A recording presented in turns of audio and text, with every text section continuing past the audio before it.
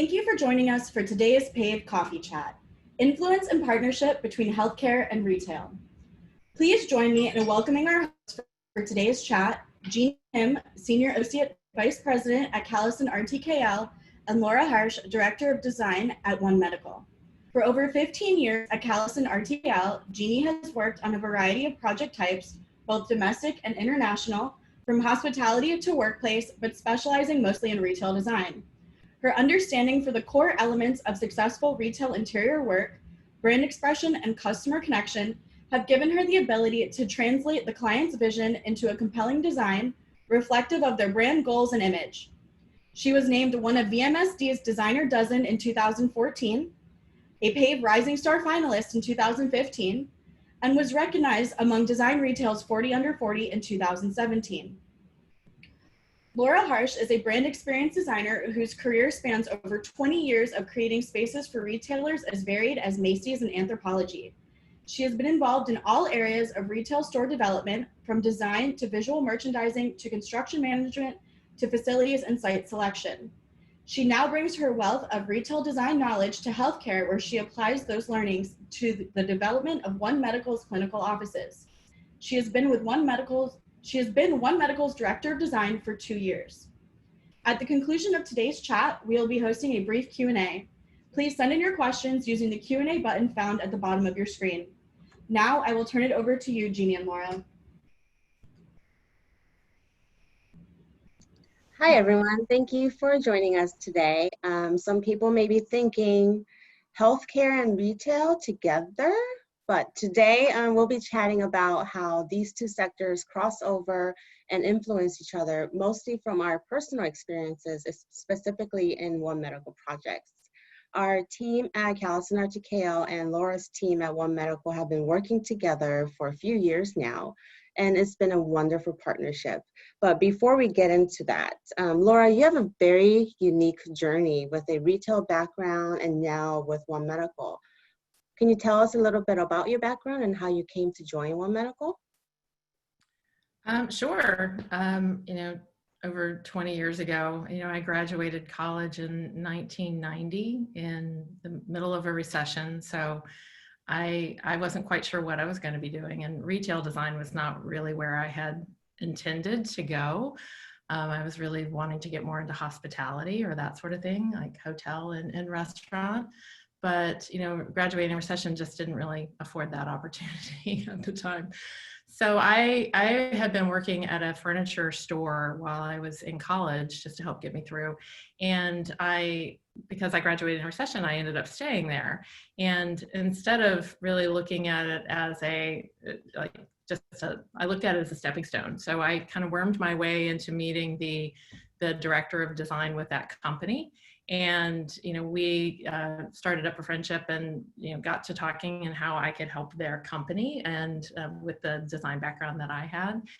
And, I ended up staying there 12 years and learned a ton. It was, a small company. So I did store design, I managed the construction, I would go to High Point and to the furniture market and pick out fabrics, and I did the styling for their catalog. I did everything. And it was kind of one of those things that, because I knew that none of my other friends in my graduating class actually were working in design, I absorbed everything and took it all in. And because of that, really just learned to love retail and retail design and really the science behind the art. And it really fascinated me. So, I ended up being with them for 12 years. But I knew that I wanted to continue my retail design career and that I would need some additional experience. So I went from there to Macy's West out on the West Coast, just so I could learn big box retail, which is a totally different animal than, than specialty retail, and certainly different than furniture. And was with them for a few years and learned it, and then decided I wanted to try a different type of specialty. So I joined Urban Outfitters Inc. and did Anthropologie and Urban and Free People back on the East Coast, and did that for a while. And then I had an opportunity to join Macy's East in New York as their director of design. Went up there And, you know, it was, again, a different approach than even the Macy's I was at before, because before it was the whole store. And this time around, it was more like the vendor shops and dealing with all the different brands.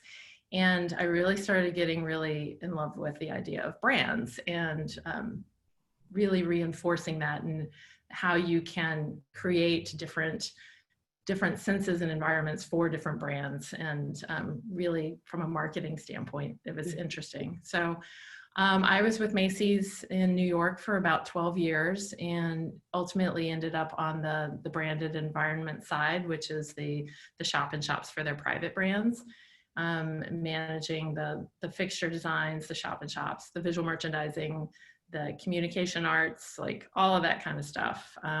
So I did that for a while. Yeah, you did And everything. I know, it was kind of nuts. And then from there, you know, I moved on to something else. I mean, that's really inspiring that you were able to launch your career like that, especially during a time of recession. And I think a lot of people, especially recently graduated students right now, are kind of going through the same similar situation in this uncertain times right now. Like, what was going through your mind when you decided to leave Macy's and join One Medical? I mean, it's quite the shift from going through all the retail brands that you worked at into the healthcare world. Yeah, definitely. You know, I always loved retail, but I think what I found it towards the end was I really loved the brand building side of it, of retail design. And, you know, I could see in my last few years at Macy's really just like the tectonic plates, you know, really shifting and overlapping. And retail wasn't just retail, and restaurant wasn't just restaurant, and banking wasn't just banking, and you could have a cafe inside a bank, and, you know, all the different areas where things were just becoming like a really big mashup. And I was very interested in exploring some of that, and, you know, having it be not just strictly about how many sweaters you could sell and how big your table was to make it all fit, you know, and just really, you know, pushing it more as like a brand experience kind of thing. And so I was excited to join One Medical to kind of test that, that theory that you could take a retail designer and put him in a completely different category and have all of that experience really influence and shape where you go in a different field. Yeah, I mean, that's absolutely true. Like, you know, good design can be applied anywhere with the right design principles. But for those maybe who aren't very familiar with One Medical, maybe give us a little high level overview of like what makes One Medical so unique and different than other healthcare facilities like a giant hospital. Sure. You know, we mesh pretty well with the concept of retail too, because I think, you know, for us, you know, we're nationwide, and we have many offices around the country, and, you know, we are heavily technology based, and, you know, but we are primary care. We're not urgent care, so it's not a like walk in off the street with a broken arm kind of thing. We are appointment based and membership based, and because of that, and we know that we have people that come back to us all the time, building the brand is really important. And, you know, part of the thing with One Medical that makes us special is, you know, we have this very like modest and very humble goal of changing the US healthcare system from the inside. You know, just a small thing. Yeah, just a You know, but some of the ways that we want to be able to do that is to make it very easy for you to attain your wellness goals. You know, we talk about seamless transitions and everything within retail. Then how do we do that on the healthcare side? You know, we've got great technology that makes it very easy to make an appointment or to have a virtual meeting with your physician. And we also have locations that are in places where you're already going to be. You know, our technology makes it easy to get same day appointments. You know, all of our appointments start on time, so you can really plan your day around it. And if we are where you already are, and we are in an environment that is very attractive and comfortable and someplace you want to be, then why not just go ahead and take care of your healthcare needs while you can, and like just plan it in your day. You know, if you're going to the mall, we're there. If you're going downtown to have lunch with your girlfriends, we're there. You know, you can work us into your daily life, and it doesn't have to be, wellness doesn't have to be a chore. Yeah, it seems like it's just more seamlessly with anyone's lifestyle of their choosing, that One Medical is just there. I mean, I think the way that your team is so strategic about your locations is really impressive. And going into retail locations totally makes sense because it draws people in, especially those who might not even heard or seen One Medical before. And so we have your retail background, we have retail locations, and I think when we first got a chance to work together, I believe you were actually wanting a retail team from our office to work on these projects rather than a healthcare team, which was kind of unexpected. But did you have like a reason for that? I mean, I'm so glad it happened. Yeah, I am too. For selfish reasons, since I know retail. You know, part of it was, I think in the very beginning, you know, there were retail aspects that we knew we wanted to bring in, but the outside world always looked at us as clinical and always just kept offering up clinical people, offering up clinical furniture, you know, all these different things. And we're like, that's not who we are. You know, yes, there are elements of healthcare that we need to maintain and strive towards, but that's not what our end goal is necessarily. And, you know, I think that the reason I ultimately wanted to work with a firm like Callison that has the strong retail folks on their team, but also hiring retail and pretty much everyone in our real estate department. Your own internal team is also from a retail background. Yeah, they are. And I think the thing about that is, you know, retail designers have such a good way of looking at brands and looking at a problem and figuring out a way to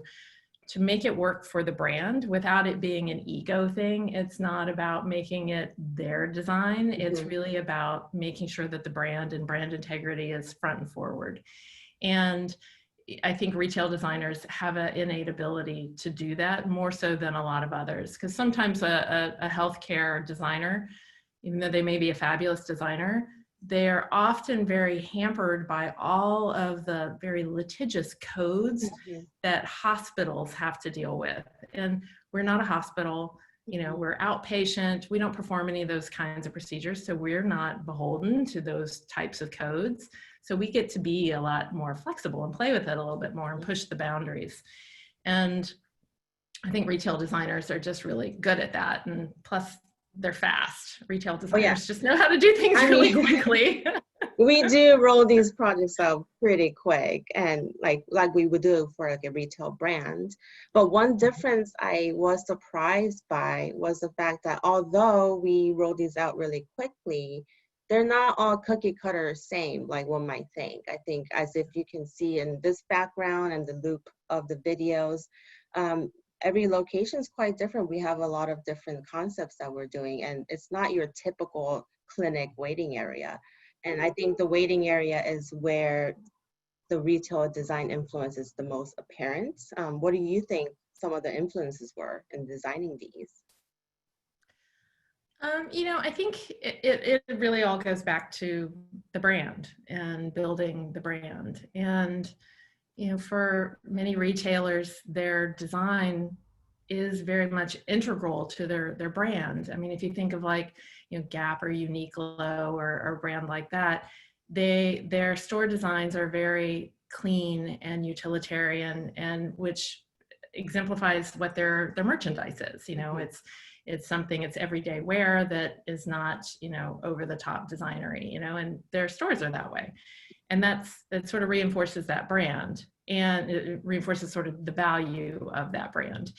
You know, and then you have other brands like Aesop Skincare, where every one of their offices is totally different. And I've made it my life mission to visit every single one anytime I can. But, you know, that's part of their brand, is that every office is unique. And it sort of underscores the individuality of their patrons. And it just reinforces the brand. So for us, you know, a lot of our brand is not feeling like you're going to a doctor's office.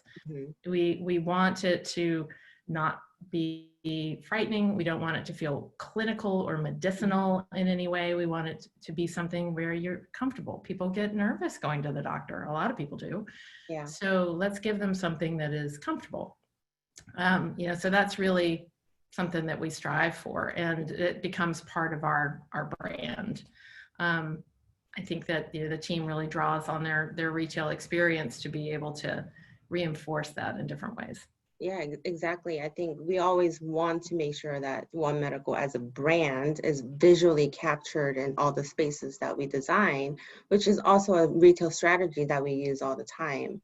And I think there's also a layer of visual merchandising aspect in these lobbies, which is a nice touch. I think although we're not selling a product, we are selling your service and the experience. And the way we have like art on the walls to like small vignettes that we create with the seating areas, with the plants, and even like the little props. Like you come down to the detail of like even like the nice coasters that you have on the coffee tables. Like you think about everything. And I think your retail background really influences that. But like when patients arrive to these beautiful lobbies, like how do you want them to feel? First and foremost, we want them to feel safe. We want them to feel comfortable, and we want them to be pleasantly surprised. I think that there's things, you were talking about the visual merchandising aspect of it. A lot of doctors' offices you go into and they have magazines everywhere. Yeah. And it's really, that sort of underscores that they expect you to be waiting a long time. They have televisions on the wall and magazines, like, you're going to be here a while. So in our offices, when you come to an appointment, you're seen within 5 minutes. So you don't have time to get into, a page-long article. So we offer just some like lovely inspirational books or pictures, something you can thumb through if you want to. It's just like we try to look at it at the detail of that. Yeah. So that's our visual merchandising. I mean, I love think that the main thing is like we want people to be surprised that it feels very different than a typical doctor's office. I love that you said pleasantly surprised, because personally, I felt pleasantly surprised when I started working with you. I mean, not really having much of a healthcare background in design, I was a little nervous, but as soon as we met and we started working together, I was pleasantly surprised on just how creative we can get with these concepts in the lobby, just like how open you guys were about using bold colors and patterns of warmth, and how welcoming the space is. It was just so refreshing. And I think for the past few years, we've been developing different concepts for One Medical, especially in the lobby areas. And as we mentioned earlier, how quickly we rolled these out. We could have just done like one single standard design and just rolled them out, but we actually have a few different concepts and even some variations of them.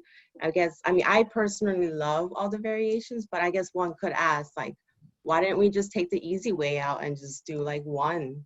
Why do the variation of different concepts and stuff? Sure.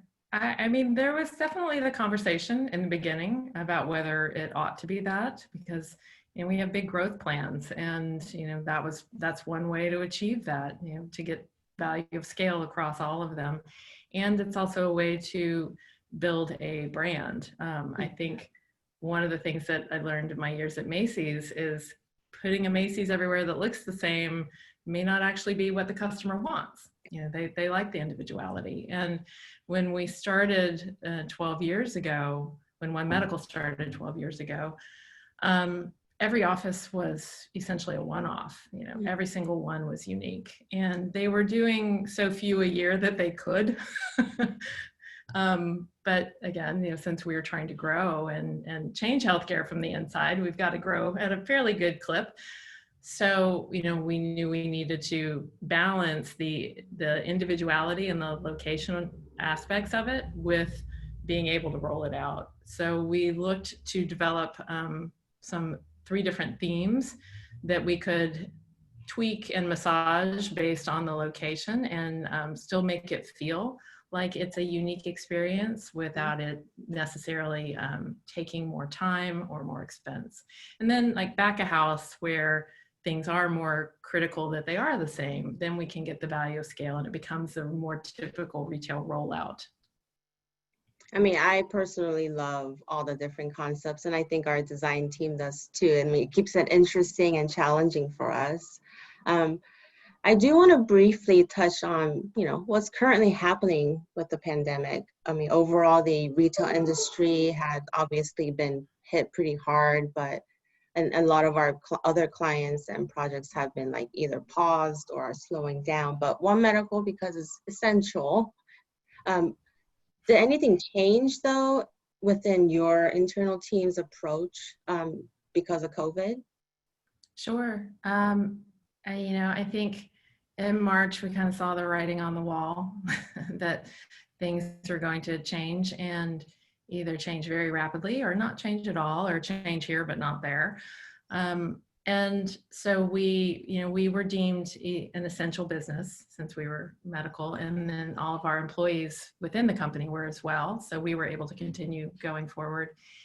And a lot of the projects that we had that might have been in permitting status in building departments, that might have been going through the typical rigor of going through the planning, we were able, because of the pandemic, to be able to contact mayors, and Callison was very instrumental in this and helping us push through a lot of permits more quickly so that we could get started on some of our projects so that we could be open more quickly and serve people.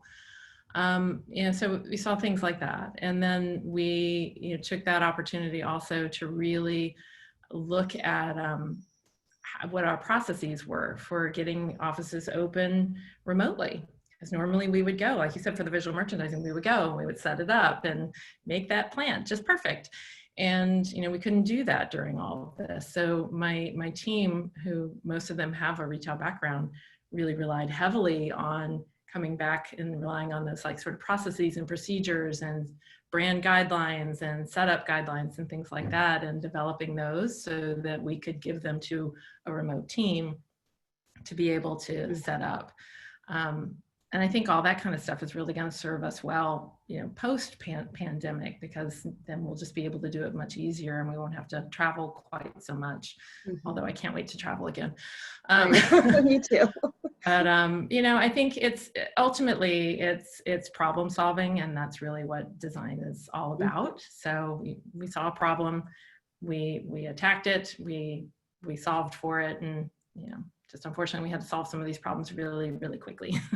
I mean, speaking of quickly, you and your team were very quick to respond. I mean, making like appropriate changes to our existing specs and our standards, and new specs going forward. Like, what kind of changes did you guys have to make within our projects?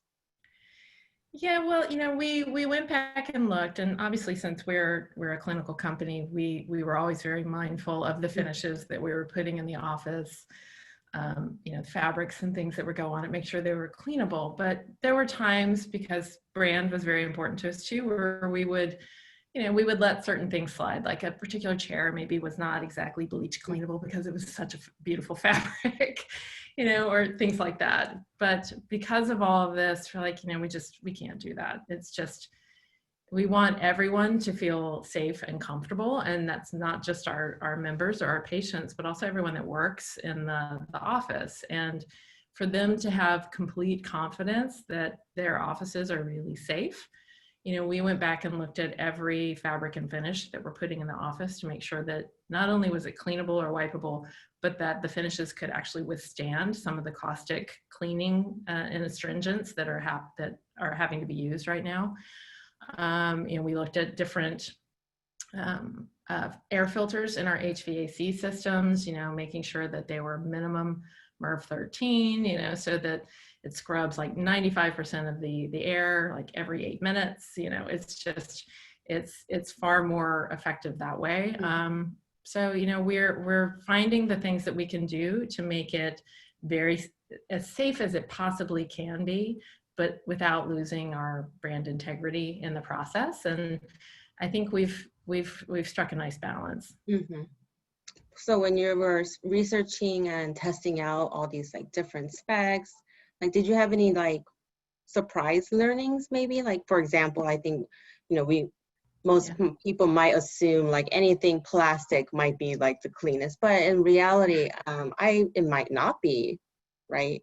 Right. Yeah. No, there were a lot of surprises. I've learned so much in these last few months. I mean, I've been on so many webinars, I can't even keep count, but they've all been great. But I think in the very beginning, because everything that we've learned about the pandemic, it seemed like it was changing constantly. And so in the very beginning, it was like, everything's got to be wipeable, got to be able to hose it off kind of thing. And we were a little concerned, like, oh, this is going to make us end up looking like every hospital that everyone's afraid of, and it's going to smell like antiseptic. And then the more we started researching it, we started finding out that things like the acrylics or slick surfaces are not always the cleanest, because sometimes if you're not cleaning before you're disinfecting, then your antiseptics and your disinfectants that you use can actually just be sort of smearing things on there. And yes, you're just smearing the germs instead of wiping it off. Yeah, if it's not cleaned properly. So sneeze guards that are out there, don't touch them. Don't touch them. Make sure you don't touch them. But then things like wood flooring or carpet, things that we would have thought would have been just an anathema to our offices go forward, are actually not bad. You may not be able to wipe them, but because of their texture, the microbes actually settle into the crevices and then can then be vacuumed out at the end of the day. And that, because they're settling in the crevices, they're not being tracked, they're not being walked off and carried into other places, where if you had like a vinyl floor or something, it's more easily. I was so scared that we were going to have to switch everything to vinyl. I mean, vinyl is good. Again, if you clean it right before you disinfect, it's fine. But there were a lot of learnings. There's a lot of wood is antimicrobial. A lot of metals are. Copper is. But again, just a caveat: just because it's antimicrobial doesn't necessarily mean that it's antiviral. Yeah. But may as well use it if you can. Yeah. And I'm just really glad that we got to keep the beautiful finishes, especially in the lobby with our hardwood flooring and all our beautiful area rugs. Like, I'm so happy that they got to stay. I am too. I was nervous in the very beginning that we were just going to, as an industry, not even just us, but retail stores and restaurants, that everybody was just going to over rotate to something very antiseptic. And thankfully that's not the case, and doesn't necessarily have to be the case. I think it's some education that still needs to happen out there, that just because something is not necessarily a wipeable surface doesn't mean that it can't be used. It just needs to be used in a certain way. Yeah. Well, to wrap it up, it's already 12:30 already. I just want to touch on this one last thing, that this trend that we've been seeing, even before COVID. I think many different sectors have, you mentioned it earlier, like been blurring together. Retail is not just retail, healthcare is just not everything. But one trend I did notice in the years before, retail, because retail is so fast and always changing, I think a lot of other sectors look to retail for like the latest trends and design solutions. But with COVID, like the table has turned. Now retail slowing down, and everyone's now looking at healthcare for guidance and expertise, for like that extra layer of the well-being factor in their spaces. Do you have any like takeaways that you could talk about what we learned from One Medical's design principles?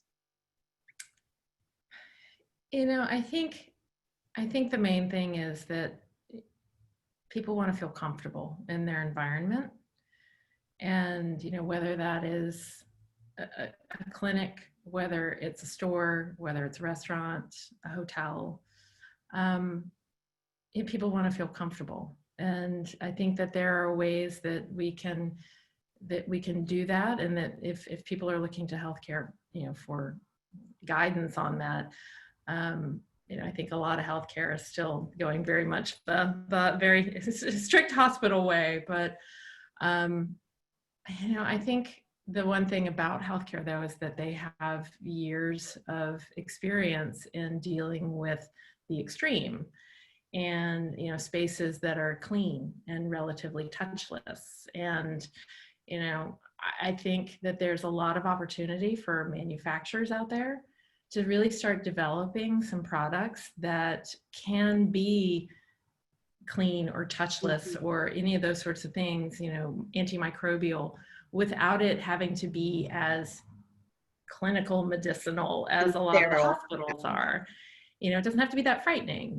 There are a lot of like germicidal UV lights out in the industry right now, but none of them are anything that you really want around, and they have to be used in a very specific way, so that they aren't harmful. I think there's a lot of opportunity, and I really challenge, manufacturers to start coming up with things that are more like that.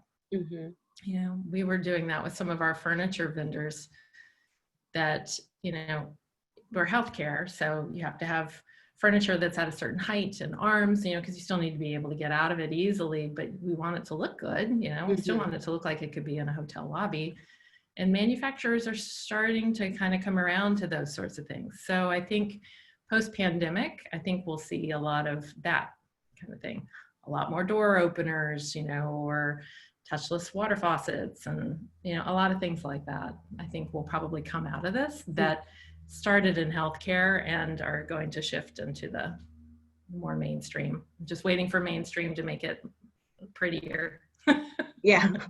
It's finding that right balance of function and, we want beautiful things. Yeah. So I think it's good. And, I do know that with everything that's going on, retail designers in particular, because they are so adept at really taking something difficult and making something beautiful out of it, often without a whole lot of time or money to go into it. I know, retail designers are going to take a lot of the learnings from all of this and make some really, really amazing user experiences and customer experiences out of it. And I'm looking for retail design to kind of lead the way, even when retail is struggling a little bit right now. Well, I agree with you there. I think we'll definitely get through this together. Yeah. It's been really wonderful working with you and your team. Me too. We look forward to, continuing our partnership with you. So thank you so much for your time today. And thanks to everyone who joined us. I think we have some time for Q&A. Sure. Hi, Jeany. Hi, Laura. We do have some questions for you. First of all, the presentation was fantastic. Thank you. And certainly eye-opening as well. So first question out, Laura, you were just touching on this a little bit, but perhaps you can add some to it. What sorts of changes have you seen in architectural material selection post-pandemic, whether that be hard surfaces or soft surfaces, and what new design trends, even maybe in addition to the ones that you mentioned, you see coming, whether it be to your industry or to the industry as a whole? I think some of the things, in the beginning, we really started looking at a lot of thinking like fabrics on some of the furnitures in the lobby, and whether we should add antimicrobial finishes to it. And we have leaned away from that just because those finishes over time can be wiped off or wear off. So it gives you a little bit of a false hope. It's great in the beginning, but if it's not maintained well, then it's something that we've shied away from and have gone instead to things that we know are truly bleach cleanable or are wipeable. And there are a lot of great new wipeable fabrics that are coming out. Like Carnegie has some really fabulous ones right now that really look like a textile, like a woven textile, but they're wipeable. Things like that. I think looking at, we use a lot of solid surface, and, making sure that the solid surface that we're choosing can handle all of the very stringent cleaning supplies. Like Hymax does some really good ones. So using things like that we know aren't going to yellow. So those are the kind of things that we've been looking at to make sure that they can actually withstand the cleaning, but still, look beautiful. Great. So Laura, a question for you. This one was sent in. How do you balance maintaining brand identity while providing design solutions that connect to the local community and also address costs while doing that? Oh my goodness. That's That's a lot. So let's see. The community, the themes that we have three main design themes, and then we have sort of subcategories under them. And they're based on mind, body, and spirit. And as we go through some of these images, you'll see like that one's body, and the ones that have a little more light fill or spirit. Yeah, Jeany's sitting in a spirit. And then mind are ones that are a little bit more like neo-traditional. And so we make it local by going and seeing the site, understanding the neighborhood, and then choosing the theme that would be most appropriate for that particular location. And then tweaking it a little, like this one that's come up and the one that Jeany is sitting in is actually at the beach. It's at La Jolla. So the wall covering resembles a wave. So we make it a little more local that way. Cost-wise, we find all of the savings, or try to find savings, in the back of house, where the exam rooms, the lab, the phlebotomy room, all of those things are the same essentially from office to office. And so we can get a real value of scale there with the finishes, placing stock commitment orders on finishes, by working with national fixture vendors, so that and designing the lab millwork and all that, so that it is the same and a little more componentized from office to office, so we can put it together, and all that stuff doesn't have to change for every single office. So we get a lot of savings that way. Great. Next question that came in: have you faced any challenges from local jurisdictions, since this is a hybrid medical office function, and how do you represent it? Yes. Lots. We because we are classified as business/medical, most of the locations that we're going into, which are retail, are zoned for retail or food and beverage.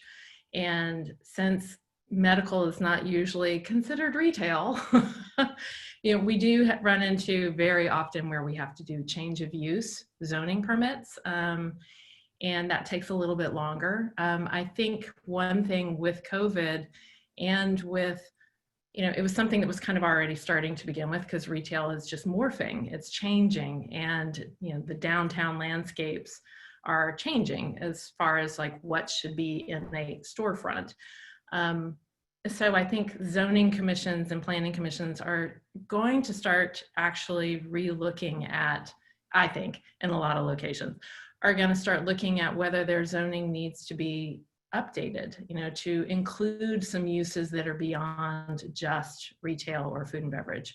One of the slides that keeps popping up with the green storefront was actually a pop-up location that we did, that we had as just a temporary, and because it was within a mall, we had to go with the retail zoning.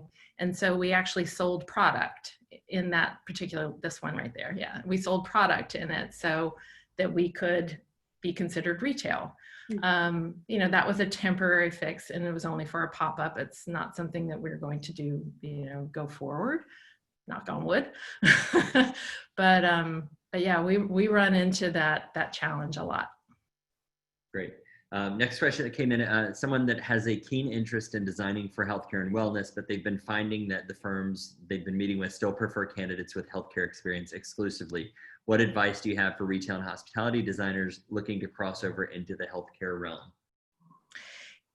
I think folks are definitely, I think it's a little easier to sometimes go from retail to healthcare than healthcare to retail. Mm-hmm. Mainly because I think healthcare is starting to really realize that they need people and designers with a hospitality or a retail background to make their spaces feel more inviting.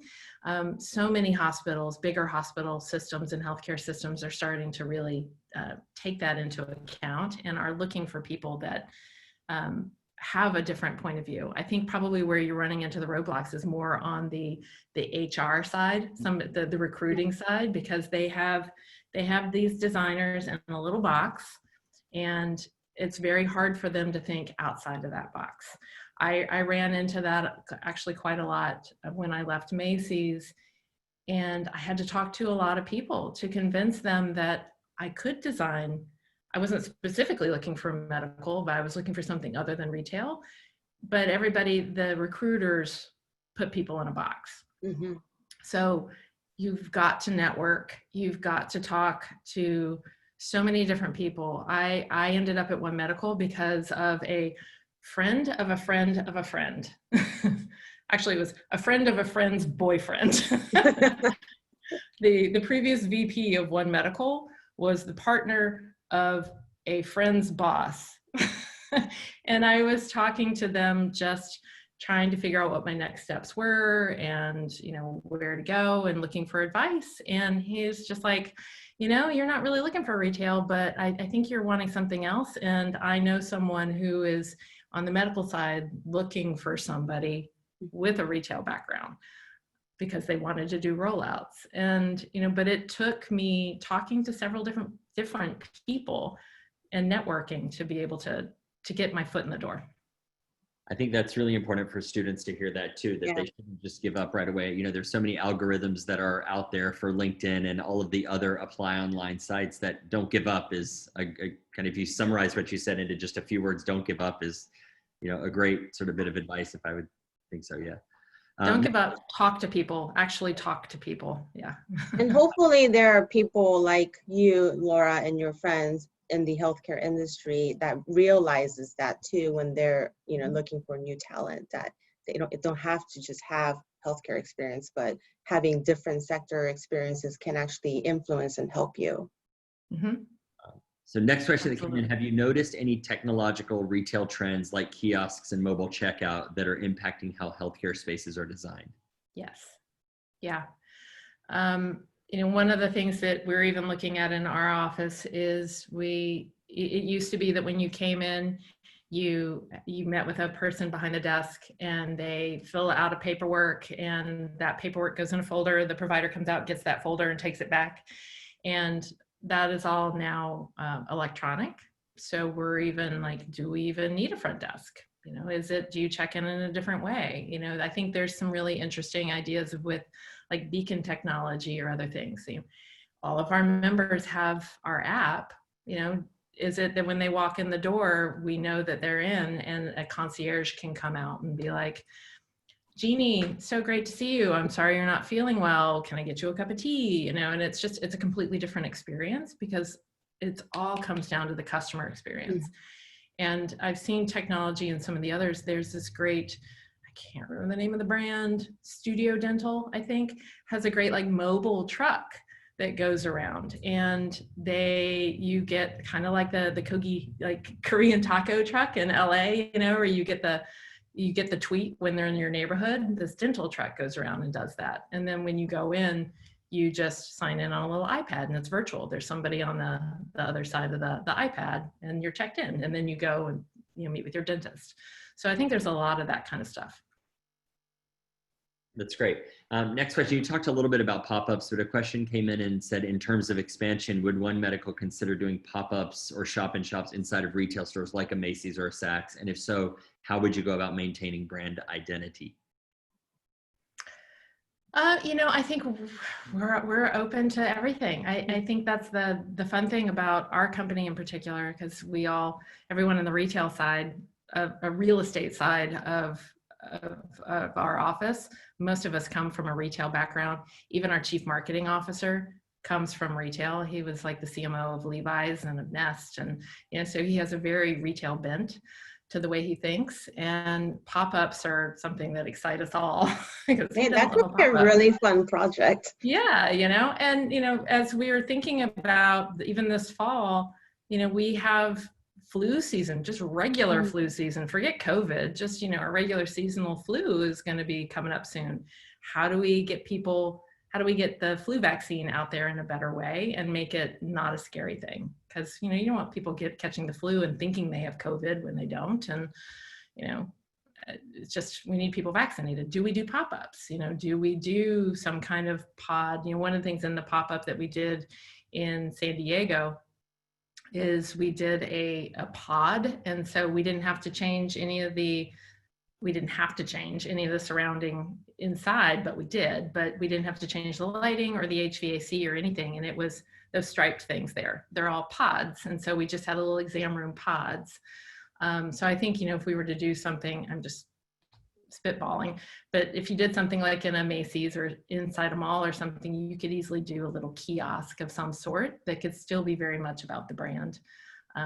And have a great way to, you know, you could do hypergraphics. You got me excited now thinking about it.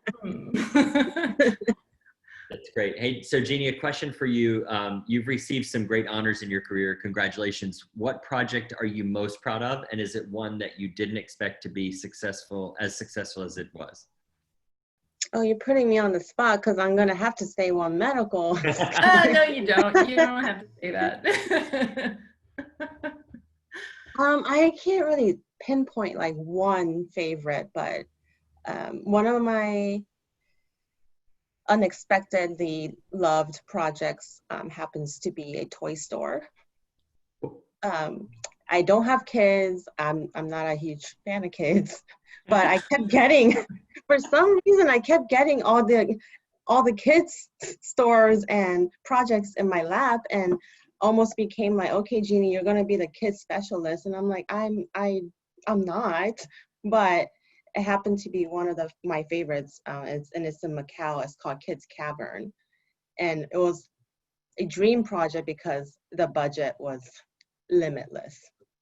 I mean, you know, that's always like a designer's dream, right? Like you present something and you think it's already crazy, and then the client's like, no, I want more, like even more crazy. And I'm like, okay. And it ended up looking really good, but in like a fantasy land kind of way. That's like one of my favorites. It's funny to hear you say kids, but you don't like kids. But I've always found in my career that some of the best designed areas are designed by people that don't have a passion or a love for the area they're designing, and then they find out they're actually quite good at it. I mean, I had to like dig deep, like, because I don't have kids, but I do have 3 goddaughters from, you know, my best friend's kids. So I kind of like use them as like my inspiration. Hey, Laura, another question came in for you. How was the transition from company to company? You've worked at a lot of different companies that you talked about, and what advice would you share with students as they start their careers, specifically as it relates to selecting and changing companies? Yeah, that can be a tough one. I think when I first started out, people tended to stay at a company longer than a lot of folks do nowadays. So I think it can be a little more flexible. There's a little less, it's not as weighted. I think the one advice I would take is wherever you go, even if you only see it as a temporary situation, is you're always going to learn something, even if it's a job you hate, particularly if it's a job you love, you'll learn something and you will take that to the next. So just always create your sort of personal little bank of nuggets that you take from job to job. And even when you think that this one thing is never going to translate somewhere else, you will be surprised at how much, it comes, you'll draw back on that information. Because again, it's, I can't underscore it enough. It's just design is just problem solving, whether that is making a spreadsheet look great, or figuring out what that true design element is. It's all problem solving. It's asking the questions, understanding why, just really understand why, and then you can design something great. Great. We have just 2 more questions, one for each of you. First, Jeany, where do you find inspiration that might surprise us? Oh, Children that she hates.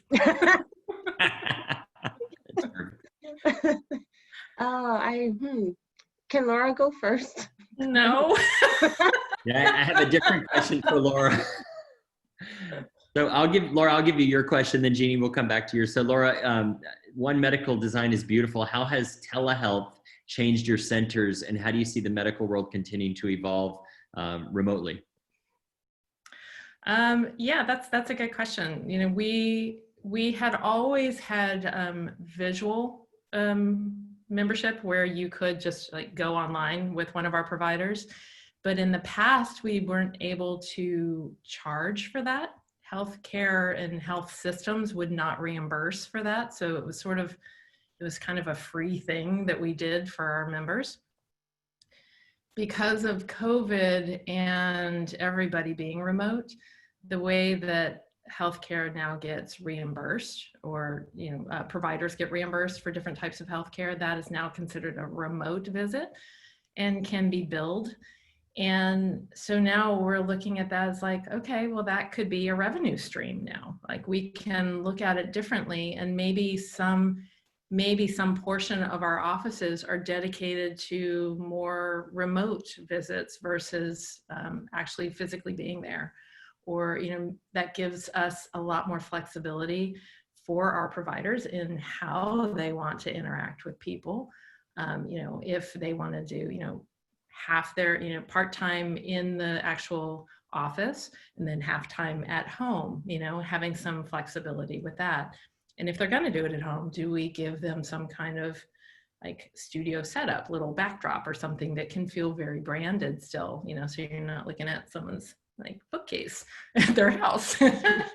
And it feels a little more, if you give them a branded backdrop, it can feel a little bit more realistic than if it's a virtual background in Zoom. So there's different things like that. So I think ultimately it makes us look at our physical space in many different ways. There's so many ways that COVID has impacted that. Great. We did have one more pop in, so I can ask that one, and then Jeany, give you a couple more minutes. Oh, okay. I'm ready for that question. Oh, go with your inspiration then. Go ahead. Something unexpected. I actually watch a lot of movies, and I really love animated movies. So sometimes, like a lot of my kids' projects, I got inspiration from like movies like Lorax and like Alice in Wonderland, like very like out there fantasy kind of type. So that's something unexpected. I love cartoons and animated movies. Like I love the Minions and Despicable Me. Those are good ones. So then last question, and I think both of you can answer this since you've worked together on the environment. How important is sound? I think we learned quickly on our very first project we worked together, Laura, that this one on the graphic, Denny Way. What looks like it's wood on the bulkhead is actually a felt material, because the ceilings were so high and we had tile on the floor that we knew that we had to do some acoustics there. Yeah, it's definitely something that's very important to us. Not only the music and whatever the music is that's being played, but just the acoustics within the space. We utilize a lot of acoustic surfaces and materials just to try and muffle it. We're not trying to make our lobbies, so quiet you could hear a pin drop, but we also don't want it to be tinny, because again, it goes back to that experience and someplace you want to feel comfortable. A loud and reverberating space is not going to make you feel comfortable if you're already anxious about seeing a provider. So having surfaces that can then muffle the sound a little bit always help. And we always have some kind of really pretty area rug. That's good. I think that's all the questions we have today. Thank you both. Thank you. Thanks so much for having us. Great. Have a good weekend. Stay healthy and stay well. Yeah, you too. Thanks so much. Bye-bye. Thank you. Bye. Bye.